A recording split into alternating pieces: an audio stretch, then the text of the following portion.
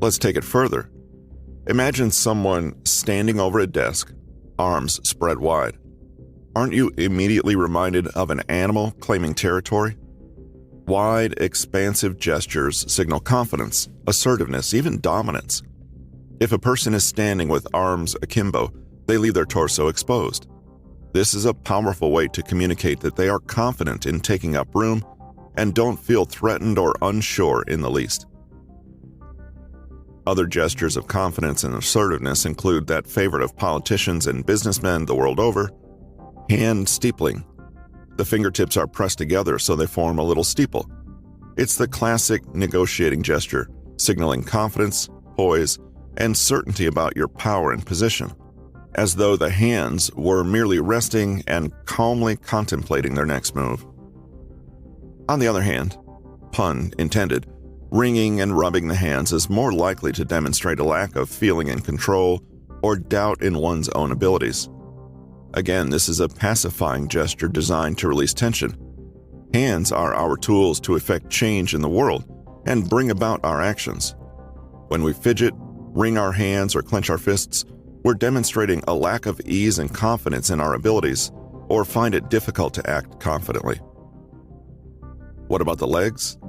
These are often overlooked since they might be concealed under a desk, but legs and feet are powerful indicators too.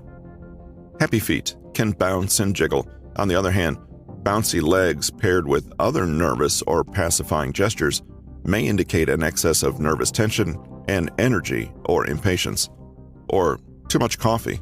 You decide. Toes that point upward can be thought of as smiling feet and indicate positive, optimistic feelings.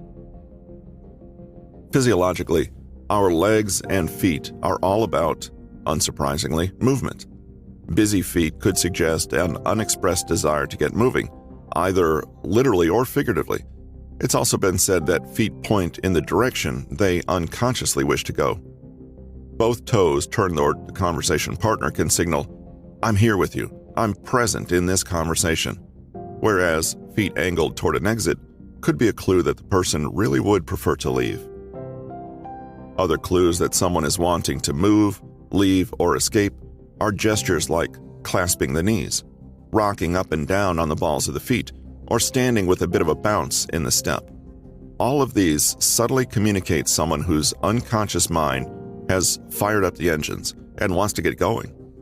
This could mean they're excited about possibilities and want to get started as soon as possible, or they may have a strong dislike for the current situation and almost literally want to run away.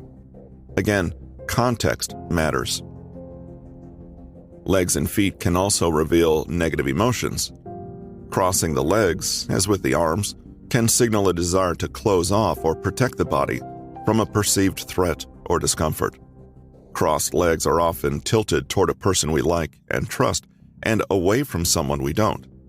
This is because the legs can be used as a barrier, either warding off or welcoming in someone's presence. Women may dangle shoes off the tips of their toes in a flirtatious moment, slipping a shoe on and off the heel again. Without getting too Freudian about it, the display of feet and legs can indicate comfort and even intimacy with someone. On the other hand, locking the feet and ankles can be part of a freeze response when someone really doesn't like a situation or person. So, having discussed the face and hands, legs and feet, and torso in general, what else is there? Turns out, a lot more. The body as a whole can be positioned in space certain ways, held in certain postures, or brought further or closer to other people. The next time you meet someone new, lean in to shake their hand and then watch what they do with their entire body. If they stand their ground and stay where they are, they're demonstrating comfort with the situation, you, and themselves. Taking a step back or turning the entire torso and feet to the side suggests that you may have gotten too close for their comfort. They may even take a step closer, signaling that they are happy with the contact, and may even escalate it further. The general principle is pretty obvious. Bodies expand when they're comfortable, happy, or dominant. They contract when unhappy, fearful, or threatened. Bodies move toward what they like and away from what they don't like. Leaning toward a person can show agreement, comfort, flirtation, ease, and interest. Likewise, crossing the arms, turning away, leaning back, and using tightly crossed legs as a barrier show a person's unconscious attempt to get away from or protect themselves from something unwanted. Those people who spread out on public transport, they feel relaxed, secure, and confident. Annoying, isn't it? Those that seem to bundle themselves as tightly as possible may instead signal low confidence and assertiveness, as though they were always trying to take up less room. Similarly, puffing up the chest and holding out the arms in an aggressive posture communicates, "Look how big I am," in an argument, whereas raising the shoulders and turtling in on oneself is non-verbally saying, "Please don't hurt me, look how small I am." We're not much like gorillas in the forest, beating our chests during heated arguments, but if you look closely, you may still see faint clues to this more primal behavior anyway. Those postures that take up room and expand are all associated with dominance, assertiveness, and authority. Hands on the hips, hands held regally behind the back. Doesn't it make you think of royalty or a dignified soldier who is unafraid of attack? Or even arms laced behind the neck as one leans back in a chair, all signify comfort and dominance. When you are becoming aware of people's body language, ask, in the first instance, whether their actions, gestures, and postures are constricting or expanding. Is the face open or closed? Are the hands and arms spread wide and held loose and far from the body? Or are the limbs kept close and tense? Is the facial expression you're looking at pulled tight or loose and open? Is the chin held high, sign of confidence, or tucked in, sign of uncertainty? Imagine you have no words at all to describe what you're looking at. Just observe. Is the body in front of you relaxed and comfortable in space?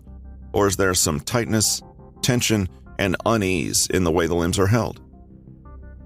A lot of the art of body language is, once pointed out, rather intuitive. This is because each of us is actually already fluent in its interpretation. It's merely allowing ourselves to de-emphasize the verbal for a moment, to take notice of the wealth of non-verbal information that's always flowing between people. None of it is really concealed. Rather, it's a question of opening up to data coming in on a channel we're not taught to pay attention to.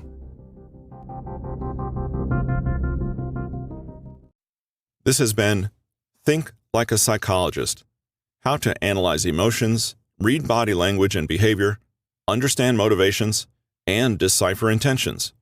Written by Patrick King, narrated by Russell Newton.